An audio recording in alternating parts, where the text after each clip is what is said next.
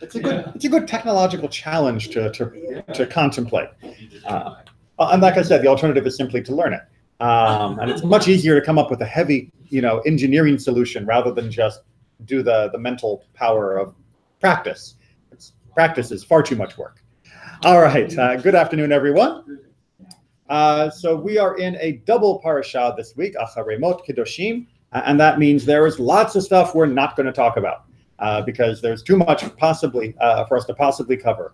So as we have covered a number of different elements of these two parshiot at other times, I wanted to touch something that oftentimes you will not see people touch with a 10-foot pole. I wanted to deal with the questions of arayot, the sexual prohibitions that are found in this section of the book of Leviticus. Yes, everybody immediately goes to one particular verse that has gotten a lot of attention in the media over the last 20, 30, 40, 50 years. But you know what? There's an entire list of other things that are also prohibited. And we should not take those for granted or take our understanding of them for granted, as you're going to see by our commentators. So we are on page 688, chapter 18. 688, chapter 18, verse 1. And a reminder for those of you listening at home, this may contain certain mature topics. I'm not doing illustrations. I'm just telling you right now.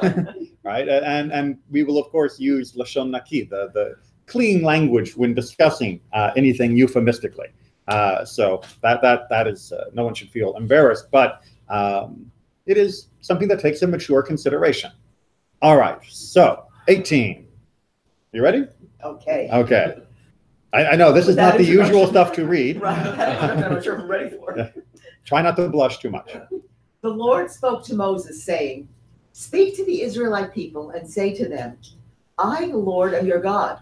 You shall not copy the practices of the land of Egypt where you dwelt, or the land of Canaan to which I am taking you, nor shall you follow their laws. My rules alone shall you observe, and faithfully follow my laws. I, the Lord, am your God." All right. So hopefully you notice some very strong stylistic phrasing in this. Right? I am the Lord. I am the Lord. It's both an opening and opening and closing to this introductory paragraph, and we're getting a really interesting picture of where Israel currently is, which is, you remember, is in the middle of the wilderness, and they've got on one side the big E, and on the other side the big C, right? Egypt and Canaan. And what God is saying here by way of introduction is, don't go back and don't go forward as far as who you're going to copy from, because that was the risk. We were this multicultural bridge that was coming from one continent, moving into another, from one set of practices to another set of practices. We had a smorgasbord of different types of activities that we could copy and emulate. We were a cosmopolitan nation, if you will, not only because we had the Erev Rav, the mixed multitude that had also joined us, which would have brought much of their heritage and culture with them, but simply because we straddled these two continental cultural seats that were really quite dynamic and interesting. We were at the crossroads of different cultures, and that meant we would be exposed, pun intended, as you'll see, to a lot more than many other people who might be living in the backwaters of some mountainous region that didn't have any foreigners ever walking by or any different cultural influences that ever drifted into their village. We were going to see everything. And that's what God's telling us we need to be careful about. Make sense? And over the course of the next several thousand years, what changed? Well, and that's why people, I often get a little irked when people say, oh, well, you know, ancient biblical Judaism was so parochial, it was so backwater, it was so like, we were cosmopolitan before there was such a thing as cosmopolitan. And not only in the time of Tanakh, right? This was not only just a bunch of shepherds who were hanging out in hills with their sheep, hiding from all the idolatry. They were absolutely constantly being washed over by the idolatrous practices of other cultures, but also again during the Greek period and during the Roman period and during the Byzantium period and during the Muslim period and during every part of European history. We were always constantly being immersed in other cultures and other practices that we had to be careful, cautious about emulating the wrong types of practices. So picking up someone else's way of cutting a shirt, that was no problem. Picking up the way people behaved in other moments, we're going to see in this particular chapter, in intimate moments, that was where there were some issues, and we had to be on guard for that, because there's a real danger of normalization. As we talk about adultery or incest in particular, these were things that were quite commonplace in many of the cultures that were around us. The Egyptians idolized incest in particular among their pharaohs and among their gods. That makes it sound like it's okay, or even perhaps good. How do we prevent ourselves from following those practices? And as we're going to see more in our commentaries, why do we want to? Right? We all take for granted, I'm assuming, that the prohibition on incest is a natural and good thing. Recognize that for much of the world at different times, either for the entire population or for certain elites within the population, incest was not only allowed, it was often encouraged. So our natural revulsion is actually the natural result of Torah, rather than something that is biologically programmed into us. As you can see from most animals, when left to their own devices, will engage in incest quite happily and not know the difference between whether they are breeding with their offspring or whether they're breeding with some other mate that is not related to them. They don't actually have like ID cards that say, no, this is their granddaughter to the father dog. It's just dogs are dogs. Okay, onward. You shall keep my laws and my rules, by the pursuit of which man shall live. I am the Lord. None of you shall come near any one of his own flesh to uncover nakedness. I am the Lord. We're getting a repetition here, right? I am the Lord. Okay, so let's just make sure we get this phrase out of the way. To uncover nakedness. This is a phrase that would have meant things very clearly to our ancestors, and nowadays seems a little, well, it seems almost archaic, because it's become almost a byword for outdated sexual mores. But uncover nakedness is certainly meant to be a euphemism for actual intercourse. Uncovering nakedness was not just, oh, look, I see so-and-so in the bathtub, but it was the intimate act that would follow after the exposure of nakedness. But as we'll also discuss with our commentators, this may also mean there's a prohibition on seeing so-and-so in the bathtub as well. Question?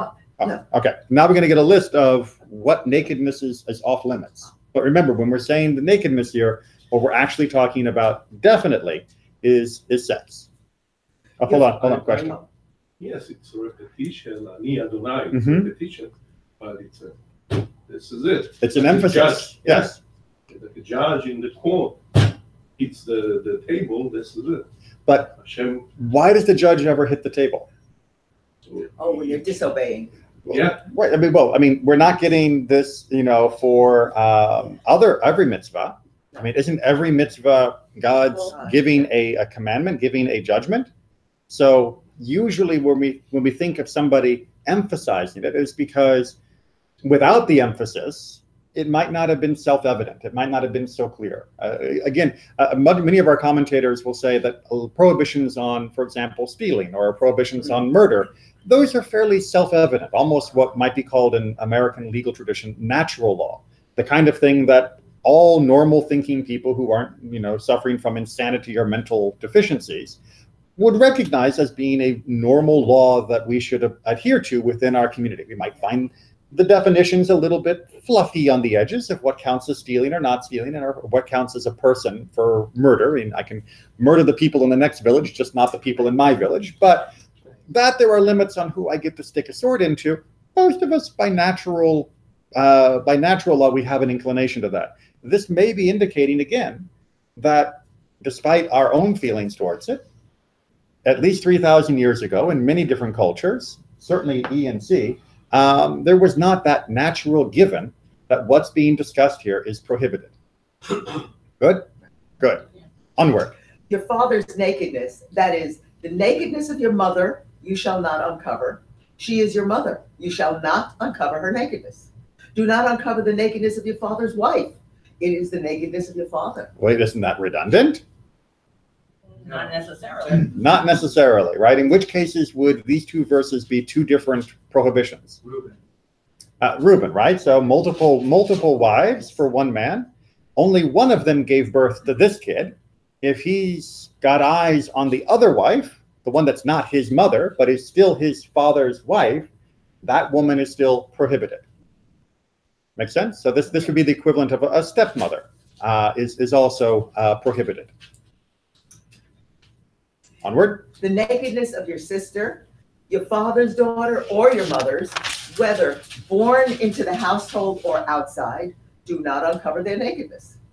The nakedness of your son's daughter or of your daughter's daughter, do not uncover their nakedness, for their nakedness is yours. Well, wait a minute. If their nakedness is mine, then why can't they? we're talking about grandchildren here, by the way, in case you're getting a little caught up in the nakedness of the son's nakedness of the person's. It can get a little tongue twisty, right? But we're talking about grandchildren in verse 10. And the idea here is that the term nakedness is being used as a catch-all for the connection that you have, the degree of relatedness between yourself and that person. In modern, genealogical terms, they talk about degrees of sanguinity, which is how close is your blood to the blood of the person in your family tree.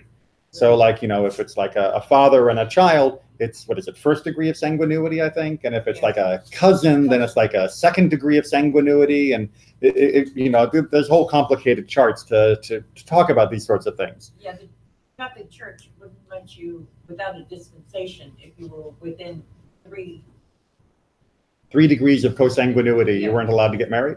Yeah. I didn't know that. Unless you get Permission. dispensation, you can go to court. Right. So when we're talking about whose nakedness it is, we're talking about the proximity of that person with regards to you as that degree of relatedness. So it may sound weird to say you're prohibited from sleeping with this person because it's your nakedness, which obviously you're not prohibited from, like, seeing yourself naked. But what it's really saying is that person comes from you, therefore it is too close to you for you to be intimate with them. Make sense? Whereas if it comes from your mother or from your father, that's also still too close for you to be with them, but there is that one extra jump that is in between. Good? Onward. The nakedness of your father's wife's daughter, who was born into your father's household, she is your sister. Do not uncover her nakedness. Right? This is either your half-sister or your stepsister. Right? Both are prohibited. Now, just for clarity's sake, what is the usual explanation given for why incest is prohibited in the modern world? Genes. Genes, Yeah. right? Genetic incompatibility, right? You take two people who are too closely related genetically, and the odds of recessive genes that are negative traits goes up astronomically, and therefore the children, the offspring, are much more prone to genetic problems and abnormalities. Your stepsister, I mean, not talking half, Robert. No, not half sister. Your stepsister. Your mother's daughter from a previous marriage. There's no sanguinity. There's no relatedness at all. There's no genetic connection. There is in the mother. That's if it's your half sister. Yeah, but not if Even it's stepsister. Oh, It's from a previous marriage. Right. A stepsister is a sister that's related to you only by marriage, right? The Brady Bunch, Yeah. right? In the Brady Bunch, we had, hey, it's everybody knows it, so we can work off that, right? In the Brady Bunch, you have two families. You had Tom Brady, was it? Who had the 3 boys, and that was with a previous wife. And then you have Jane Brady, Mrs. Brady, who had 3 daughters, all of hair of gold like their mother, who are from a previous husband. Both of them are now getting married. The 6 kids share no genetic material at all, right? Absolutely none. And what the Torah is saying is that the Brady kids could not get married and be together, which ruins all the spin-off shows that they ever had planned. They're not allowed to get married, and produce and have children. But genetically, from a geneticist point of view, if you were to take the genes of Brady Boy 1 and genes of Brady Boy Girl 1 and put them together, it would be no different than taking two strangers off the street and putting them together. But the Torah says no. We'll come back to that later, because that's part of where we see that the Torah and genetics, it's not as though the Torah is only basing its prohibitions on a genetic argument. Isn't there the role that the Torah only adjudicates based on what you can see with the eye, and genetics is kind of beyond that? Yes, I mean, so as far as halakha goes, it has to be visible to the eye before it becomes of halakhic consequence, which is why we don't concern ourselves with molecules of bacon that may be floating through the air. That's exactly, not here, I'm sure, but if you're walking through the food court to get to the exit of the mall, you don't have to hold your breath for fear there may be some molecules in the air. It doesn't seem that the Torah is interested specifically in the DNA, which I should point out also is why the Torah doesn't say, and nor does modern Jewish law, say that you can get genetic testing for a brother and a sister. And therefore you could see whether there was going to be a genetic incompatibility. And if there isn't going to be one, or if you're going through IVF, in vitro fertilization, you could pick the two sperm and egg that wouldn't create a recessive problem. And you could absolutely create viable and healthy offspring from brother and sister using modern medical techniques. The Torah does not think that's a good idea, even though a geneticist would have no objection to that. So this prohibition is not based on medical objections, because if it were, there are many ways to overcome those objections, both with the case of stepchildren as well as in the case of using modern medical techniques to avoid genetic defects in children. Think coming from Pirkei Avot, Selech HaSiyag LaTorah, make a fence to the Torah, make prohibitions that make sure the prohibition exists and not demolished. Right, we make a fence to the Torah, but this is the Torah. Yeah. So what is this? What would this be making a fence to? Hold that thought though. Right. What might this be making a fence to other than the actual copulation of these particular pairings? Right. That is going to be something, again, our commentators are interested in trying to answer. Issues that have to do with family impurity. Family impurity? Well, I mean, like family dynamics? Dynamics, yeah. If everybody's available to everybody, it's chaos, social chaos. Because there's jealousies, and it's such a tight-knit group, a family. These jealousies would lead to violence and all kinds of problems. So if everyone's fighting over who gets to sleep with who, because everybody in the same house has equal dibs on everybody in the same house, that might make it a little tricky. A little confusing. of who's in whose bedroom this night. And then who's the heirs? Well, because it's also multi-layered. But he's my nephew grandson. And it's like, what? Yes. Yeah, Uncle Grandpa. I think what you're talking, if I see it right, the prohibition against sleeping with people who talk about DNA and stuff, but that's really not what the Torah is talking about. Correct. No more than the laws of kashrut are because the food will be healthy. There are other reasons, but it's not necessarily that, although some of it may be, but it's not necessarily that. Again, there are other things for us to learn from it. Again, we shouldn't be surprised that following these rules, especially in the pre-modern era, would have ensured a healthier chances for the babies that were being born. That's not surprising, just like eating the kosher diet in the ancient world, of course, would have been safer than eating a non-kosher diet in the ancient world on average.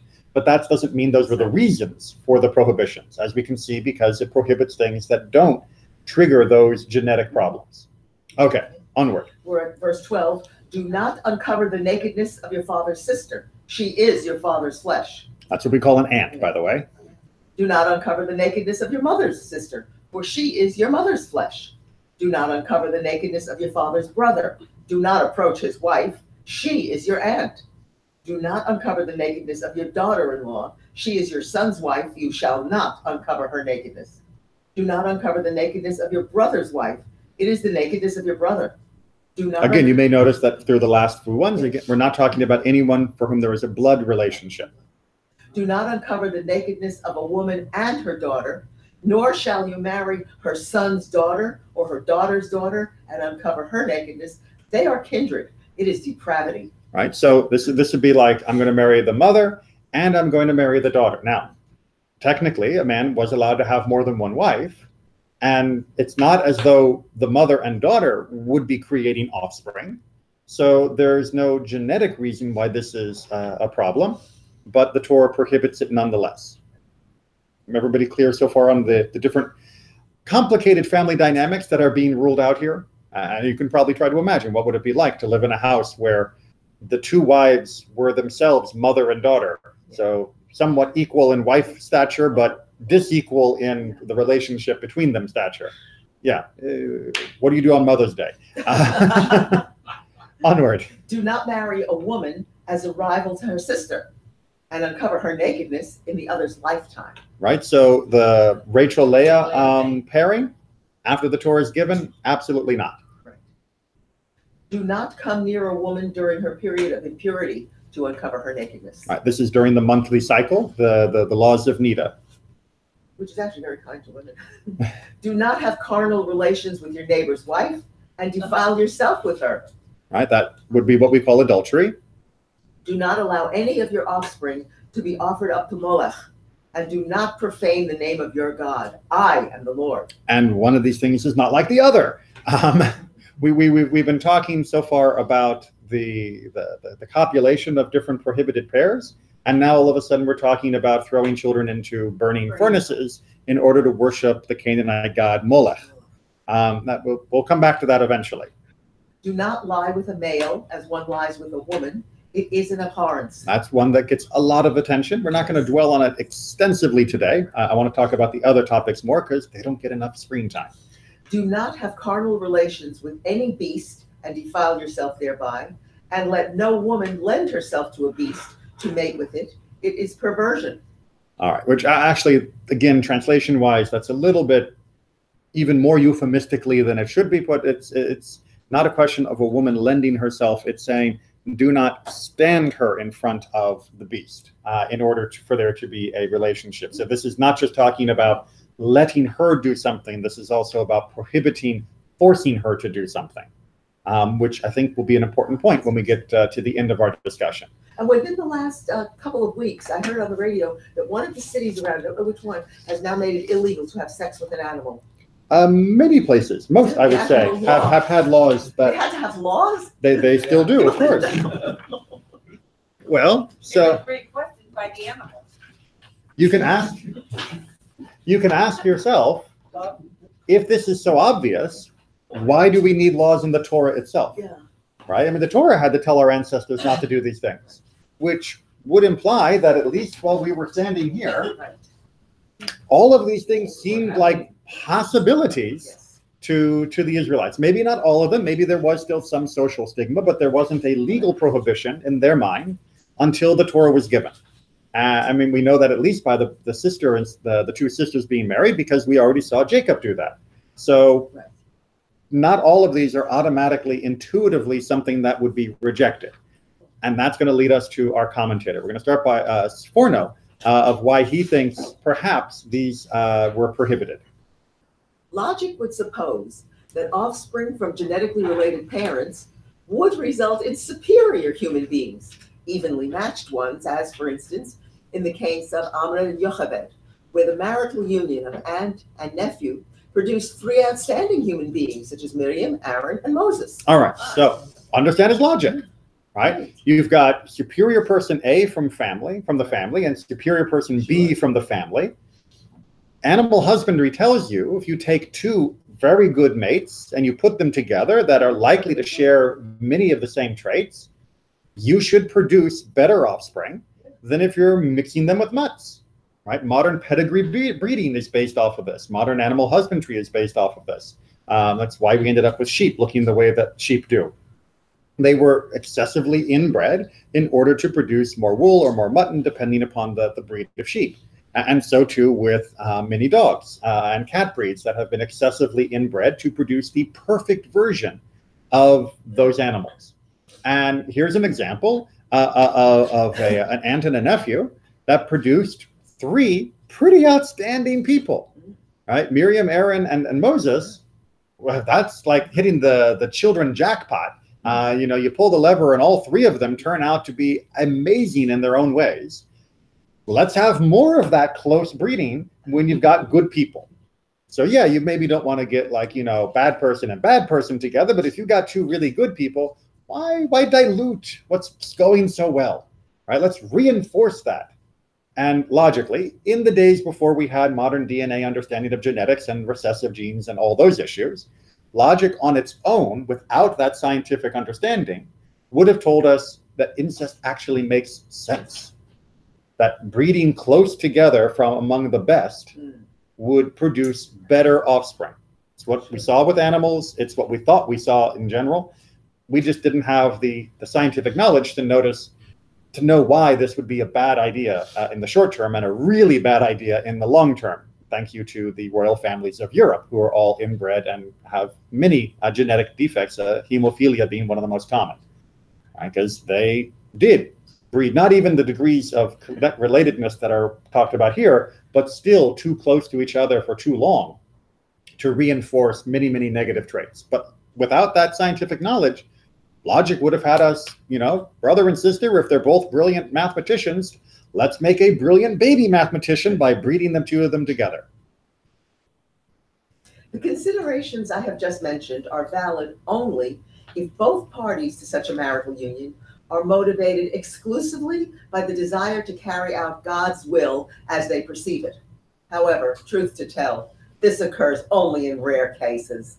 The vast majority of people, when choosing their mate, are driven by the desire to gratify their libido. All right, Sforno is actually adding in a spiritual element to this. And he is almost saying, if you could guarantee that the relationship that was taking place was purely built around the idea of creating a better and more perfect world for God's will to be done in, then yes, superior person together would probably produce a superior offspring, which is the implication of why Yocheved and Amram were okay and they got the 3 great kids. But no way you can assume that about 99.99999% of the population who are mating with one another, not in order to come together to build a more beautiful part of God's world, but because they are feeling especially aroused at the moment with that person. And if you're doing it that way, you're not going to get the same outcome. So this is where he's putting an element of spirituality to this, that what your motivation is when you are together with another person will have an impact on what you produce with that person. And if you are simply giving in to only a carnal desire with no thought of anything beyond that, you shouldn't be surprised if the outcome is less than desirable. Now, does this mean that what he's talking about is some mystical level of the sins of the parents are visited upon the children? That because you could think of nothing above your waist, you ended up with a child who is a waste? No. What it's actually saying is that if parents are allowing themselves to only think below the belt when they are in the back seat of the Chevy, that we shouldn't be surprised that they make pretty lousy parents. That is the way they're going to raise their children, will be equally impulsive and without proper planning or proper understanding that the world exists above the waistline. And that seems to be what Sforno is arguing here, is that people who are acting in this way impulsively are going to be prone to not ending up with great offspring, not because the kids are being punished because of their parents' impetuousness, but because the kids are going to have to live with their parents' impetuousness, and God help them. When did Sforno go? Sforno was in the early Enlightenment period. Good question. We've read all this stuff about these prohibitions, but it hasn't once mentioned the offspring in the Torah. No. Oh, all right. They get mentioned elsewhere, right? The offspring from all of these prohibitions are what are known as mamzerim. Right. And are unfortunately put under an extreme ban and stigma within the Jewish community, which is one reason why these prohibitions were taken so seriously. And it's also one reason why rabbinic law has gone to such lengths to try and mitigate those who would be categorized as mamzerim under Jewish law. Is that you're talking about the written part in the Parsha? Or are you Yes. talking about In the Torah, I'm trying to remember exactly where mamzerim get described. I believe it's in Deuteronomy, rather than this particular area for the offspring. But as far as in the Torah itself, yes, the category of mamzer is described, which is not the equivalent of the English category bastard. Always have to remind people of that, right? The English category bastard means a person who was born out of wedlock, whereas mamzer means a person who was born from a prohibited relationship, right? If you marry your sister, the child is technically not a bastard, depending upon which European law, whether that union actually counts as a wedding, but they would still be a mamzer. And likewise, if you are having a relationship with someone outside of wedlock, and it's also a forbidden relationship, they would be both a bastard under Jewish law and a mamzer under or bastard under European law and a mamzer under Jewish law. I was going to say, the fact that it doesn't really mention it here, does it mean they're trying to get at a different point? Like, you just shouldn't do this? Definitely, if you shouldn't do this, just you shouldn't do this. The fact that there are additional repercussions is something maybe we'll talk about when we get to Deuteronomy. But onward, because we got a lot of ground to cover still. Seeing that genetically close relatives, usually living under the same roof, provide ample opportunity for the males and females of that family to engage in illegitimate sexual relations, and not only do they find it enjoyable, but they do not consider it at all sinful, such parents will hardly ever be for the purpose of marriage, but merely for the purpose of mutual physical indulgence. All right, so this is a very polite way of talking about Michael's comment earlier, which is if you live in a household where if it moves, it's available for me for my own sexual gratification, then you're going to end up not with people coming together and bonding with mutual and loving relationships of marriage and monogamy. You're going to end up with a giant house full of people who are just doing what feels good and not caring about the consequences, which is why you end up with the negative consequences that Sforno's talking about. Onward. As a result, allowing marital relations of an incestuous nature would result in sexual promiscuity of major dimensions.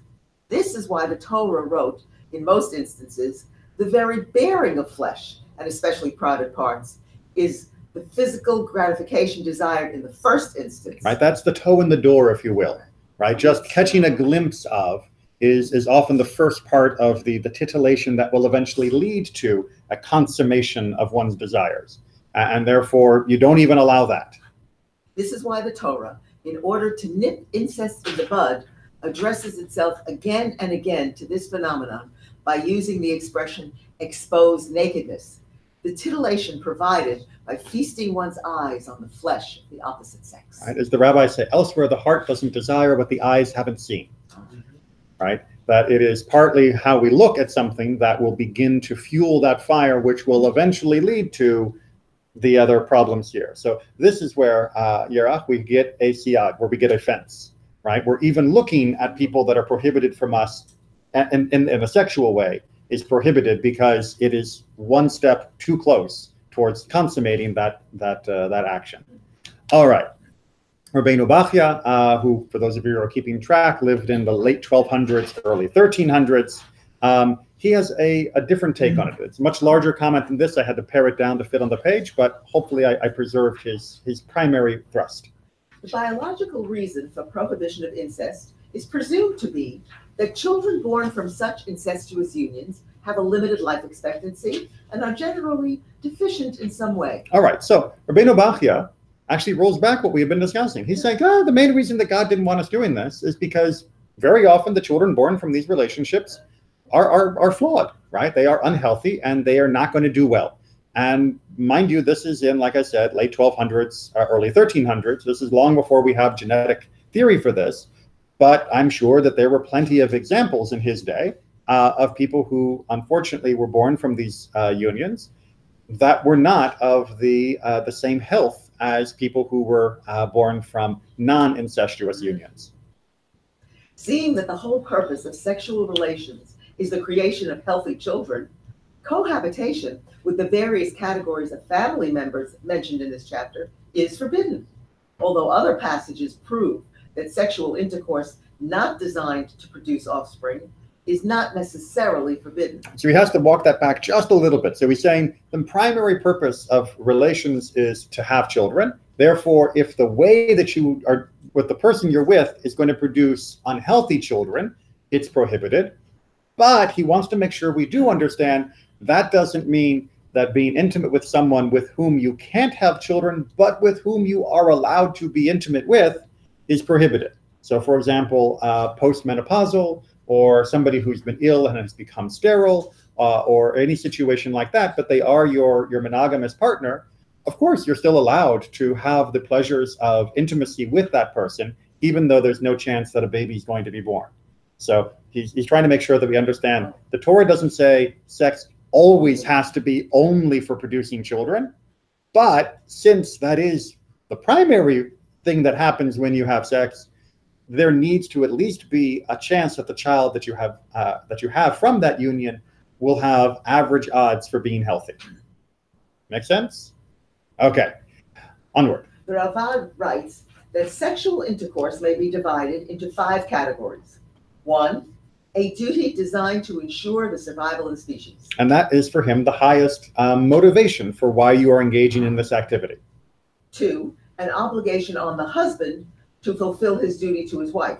Right, we know from the book of Exodus that a husband, even of multiple wives, has an obligation to continue to provide them with conjugal affection, and that even if he is not moved, so to speak, of his own accord, they have the right to demand it from him as being part of their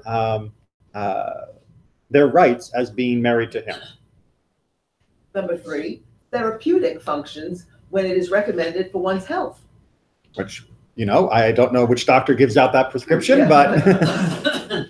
But number 4, a release of carnal urges which preoccupy one's thinking and may lead to sex with forbidden partners unless given an outlet. Right, so you really, really, really, really, really want to be, active, and you're not really too careful about whom you're going to be active with. At least if you're active with your monogamous spouse, that is an outlet that is permitted, even if you should be focused more on that person and the relationship and everything else. But even if it is just for having that release, sometimes that's necessary in order to prevent them finding the release elsewhere in ways that would be prohibited. And number 5 is a forbidden category that is forbidden to indulge one's lust, as do the animals. Which is the hitting anything that moves mode of sexual relationship. Of, I just feel like doing it, so I'm doing it, and I don't care really who I'm with. Which unfortunately has become a more common attitude among many people, that having sex with another person is not so much engaging in intimacy, let alone in a monogamous married relationship, but is simply an opportunity for me to enjoy the pleasure of the body, and the other person is almost like an animated sex aid rather than an actual partner that I care about. And that is the level of number 5, which even if you are permitted to be with the person, right? Even if you are married, if you are only having sex with them as though you and they were animals, you should not. Right? That is not the attitude you should have when engaging with a partner, let alone with a forbidden partner. Rambam has his own view on this. Yes. Rambam writes that the reason for the sexual legislation is to reduce the frequency men indulge in cohabitation, to train people to accept that the sex act per se is considered revolting. Right, now, Rambam is not universally accepted on this point, right? But his idea was that these lists of prohibitions were to make us have second thoughts about sex altogether. But yes, I kind of have to do it because of the propagation of the species, and it's a mitzvah to be fruitful and multiply, but ew. And Rambam had his own very intellectual, Aristotelian, philosopher reasons for believing that as a separation of the mind from the body.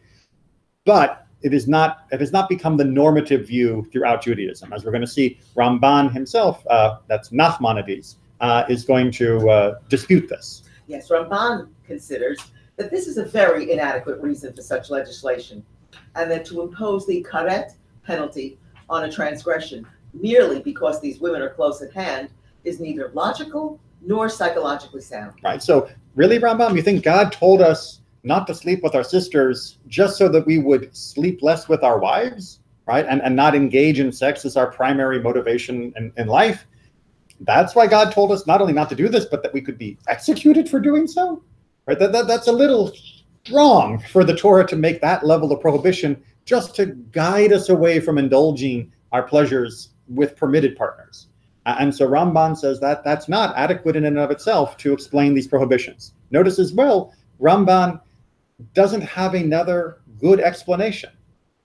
The fact remains that we have no valid tradition concerning the true reasons for this legislation and the choice of which relationships are objectionable. Right? It's hard to just logically figure out why the Torah prohibited A and B, but not B and C.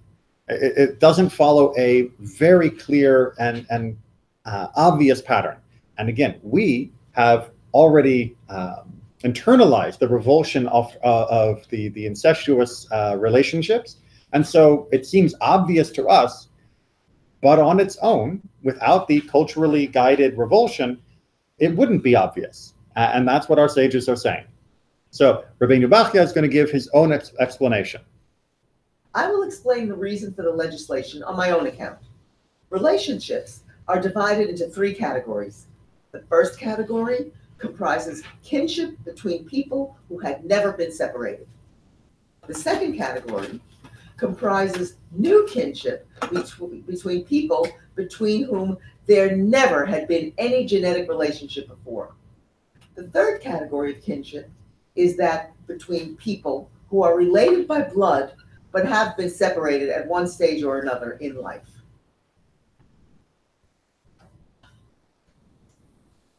Okay, so these are the three different categories that he's talking about. We've got one, and this is one solid trunk, where it's never been separated, right? It's always been one union, and it's just overlapping fibers of one tree. And we'll talk about what special category that is, because there's only one example of that in the entire world. And then we have category B, which is you have person A and person B, and they've never been related before, and they come together, boom, and get married, and then they have children. Right? There's two strangers, that no family relationship at all. And then you have category C, where they were connected at some point, and then grew distant, and then are connected again, and then perhaps even distant, and then connected again. That's going to be the category of incest that we're talking about in this case. So he's going to explain what each one of these means and which ones are prohibited and why. An example of the first category is Adam and his family. All of his descendants were allowed to intermarry freely, their union being considered like branches which unite with their common root. And that's how we have to understand Breshit Rabbah. When Adam and Eve had their first marital union, they joined on a bed. And when they got off the bed, there were 7 human beings: Cain and his female twin, Abel, and 2 female twins. Right, and plus Adam and Eve themselves. The number 7 symbolizes the union, just as the menorah had 7 arms, all of them part of the central shaft. Right, and get that visualization there, right?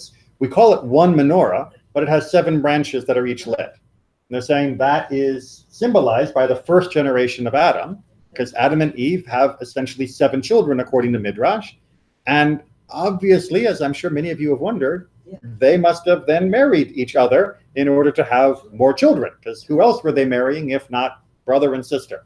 And the Midrash goes into more depth in saying that Adam could have even married his daughter, but he chose to allow her to be married to the sons as an act of kindness in order that they would have people to be with, which, yes, is kind of blowing our mind. But his whole vision here is that first generation was never separated. Right, it was just the fibers of one being, of one tree. It was like a cloning of each other almost. Onward. This kind of kinship, where all the parties concerned had never been separated, was not subject to the present legislation. Just as Adam and his wife were made of the same flesh, so their children were the product of the very same material as their parents. Right, so that's all very special, Very. but it doesn't happen anymore. No. So we don't need to worry about that. Right, so that category is out of existence ever since the beginning. The second category of human relationships is the exact opposite of the first. The exact opposite. So if the first is dominated as having never been separated at all and always been like the same fibers of the same tree, this is exactly the opposite. Two people who are of totally different backgrounds are permitted to join together in marriage precisely because they are not related to one another. Such a union is comparable to the branch of a tree which had been totally cut off and is being planted in the earth again to produce a new root. Right? So it's, yeah, it was over here and now it's way over there. And there's no chance of this intermingling and overlapping because it's a totally different relationship. Make sense? Okay. And that one is the completely permitted set. Thirdly, the kinspeople who are too closely related to one another have been forbidden as potential marriage partners because they had at one time become separated. Seeing these people were united generations back, but had grown apart in the interval, they cannot serve as a symbol of unity, something that marriage, building a family, is all about. Right. This is not about bringing two people together. That would be about bringing two people that were kind of already together, sort of back closer again. And that's not a clear enough example, says Rabbeinu Bachya, of unity, which is what marriage is supposed to be. It's almost like inertia of a relationship rather than a loving choice to bring two people together who have a choice. If it's just, you know, grandpa and granddaughter, well, I mean, that's, they're not getting married. They're just continuing sort of the relationship they've already got under a new structure. And that's not becoming one. That's not unifying through marriage. That's just adding on sex to the relationship they've already got. And he finds that problematic as a fundamental issue, which explains for him why these types of relationships are prohibited. So far, so good. He's going to try and reinforce this with a summation. So let's see if that makes it clearer. Okay, to sum up, the rule is that people who are distant from one another may unite in marriage in order to demonstrate that distance from one another is no barrier to union. On the contrary, the concept of unifying, creating a bond resulting in a union is best demonstrated by such people. All right, which is a beautiful testament to what it means to have two people that come together, that have no shared relationship, they weren't from the same village or whatever, to show that union can happen with anyone, right? To bring these people together is a celebration of what it means to create a oneness where there had been no oneness before, to create a family where there had only been strangers. And he thinks that's a wonderful thing. People who are very close must not enter marital unions or sexual unions. Right, not even just for fun. Because up until then, they were symbols of the reverse of union, of separation. Seeing that the kinsmen and kinswomen were not the product of the kind of unified unions such as Adam and Chava, they do not display signs of such uniformity. All right, so they have a different role in the world, right? The brothers and sisters, they are meant to spread out. They are symbols of separation, not in a negative sense of, you know, not loving your family, but of branching outwards. And if you bend the branch back in, then you are twisting what that is meant to be a symbol of. A family is meant to grow. It's not meant to be re-inbred. And therefore, these types of relationships are prohibited. Is that a question or just adjusting glasses? Yes. It's a glasses adjusting way of looking at things. Because it's not exactly the way that most of us think about why incest would be prohibited. And I would also like to offer an alternative explanation. So because there is no clear Torah tradition, as Rabbeinu Bachya pointed out, and Ramban himself before him, because there is no clear tradition, it means that we often have to try and struggle to come up with an explanation, even while we follow the commandment itself. And I would like to draw attention to the phrasing that's used for all of these things, to reveal the erva, right? When we talk about the nakedness, the revealing of one's nakedness, to see one's nakedness, the phrase that's used for nakedness is erva. But that doesn't only appear in a sexual connotation. One of the most famous examples, in fact, is in the book of Genesis, when the brothers come down to the land of Egypt hoping to get food, and Joseph, who they don't recognize, recognizes them and starts his little test and antagonism. And he accuses them of being spies. And when he says, "You are spies," he says, literally, "You have come to see the land in its nakedness." And that's often not translated that way. In modern translations, it's you've come to see us in our vulnerability, or you've come to find our weaknesses, or you've come to us when things are rough. But it literally is using the same language. You are here to see the nakedness, right? You are a peeping Tom, and therefore you are spies. You are doing something that is illegitimate. They are accused of looking at the vulnerability of Egypt in order to somehow take advantage of it. Similarly, in the story of Noah and his sons, when Noah has gotten drunk after the flood, and Ham, his youngest son, goes in, what happens? He sees his father's nakedness. He looks upon his father's nakedness. This is generally taken to mean that he did something sexual to his father, but whether he did or didn't, what is certainly happening here is he is taking advantage of his father in some way. Even if it is only to humiliate and embarrass, he is exploiting his father. He is taking advantage of the vulnerability of his father to do something that his father would not normally agree with, would not normally accept. And if we look at these different power relationships within the prohibitions here, what we are seeing is in generally a prohibition against the taking advantage of somebody who is a vulnerable sexual partner, somebody who has no say or who has a diminished capacity to have a say in that relationship. In the ancient world, and even in the modern world, for a parent to exploit a child for their own gratification is, unfortunately, an especially painful abuse of the trust that a child places in their parent. Children often don't know until they get a little older that what their parents or their uncle or their aunt was doing was exploitative and was abusive, because they assume that what their loving family is doing must also be loving. That is revealing the vulnerability. It is exploiting the vulnerability of someone for one's own personal pleasure and gratification. And if you look through these different structures and read the entire section as really prohibiting the sexual exploitation of another, then I think we get a much more unified theme of what is being objected to by the Torah in this section. It is not only because you might produce children that have genetic defects. It's not only because there is some spiritual dimension that is being perverted because you are bringing together that which was supposed to be spreading out.